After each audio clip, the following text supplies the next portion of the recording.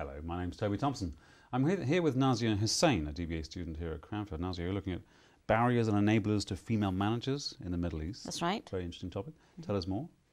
Well, I work in the Middle East and I was very interested in looking at gender issues. There's a lot of issues going on in terms of female participation in the workforce, and I just felt it would be a good topic to explore further. So you're with Stu Vinicum here at Cranfield? I am indeed. And yes. how is that supervisory process working? It's very good. I actually have Sue's my mentor, and Deirdre Anderson is my immediate supervisor, and I could not have got through the first year without her. She's been absolutely wonderful. I've had a really good support staff. The last year's been fantastic in terms of support from Cranfield. So you came to Cranfield with that topic fully formed in your head, or they've helped you with that? Actually, it was a bit complex in my situation because I was going to look at leadership development and look at effective leadership in the Abu Dhabi government. And then I couldn't get a supervisor, and my proposal was circulated, and Sue picked it up and said, would I be interested in looking at gender? And that works very well? That works perfectly. Brilliant. And in terms of the peers that are on the programme around with you, yes, how are you finding that process, them giving you feedback, helping you out, asking those silly questions? Very good. We have a wonderful cohort. It's really been very beneficial because we've got every single participant is from a different country. So we've got a very, very international group. We all fly in from different countries, and just getting different perspectives has been very, very helpful. So you're a year in, by the sound yes. of it. Why a DBA? Why not a PhD?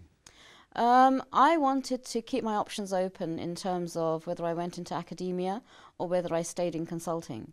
And the DBA gives you that opportunity. With a PhD, it's very research focused, and I would probably have to go into academia for sure.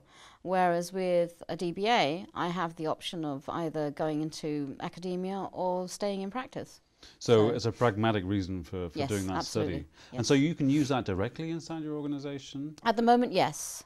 Later on, I'm not sure, because again, the situation in most Middle Eastern countries, that you're there to impart knowledge. You're not there to stay for a lifetime. So once I've imparted my knowledge, then I would probably move on. But in that period, you're seen to be some sort of leader in that topic, because you're the doctor and that expert yes, in that yes. field. So what advice would you give then to someone who's thinking of doing maybe a similar topic to you? I would ask them to really think about what they want to do long term.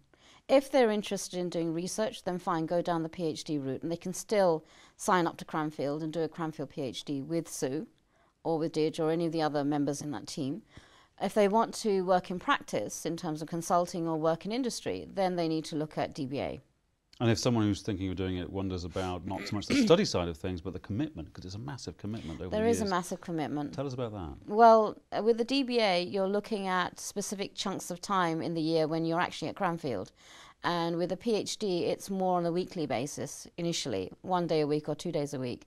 I needed to do something that was modular, meaning I came here for small amounts of time, once or twice a year. It's ended up being 5 times in the first year, which is fine.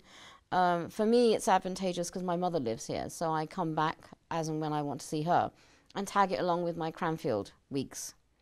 So anybody new wanting to go into this program, I would actually think about that as well, not just about research versus industry, but also what kind of time commitment could they put into it. For me, it's been, they say 20 hours a week for a DBA. I haven't been able to do 20 hours, nowhere near. That's quite a lot, 20 hours a week. Yes, That's every night or every yes. day thinking about it. I spend my weekends normally studying. So those watching, thinking about it, think about that carefully. Yes, absolutely. Nazia Hussain, thank you very much indeed for your time today. Thank you.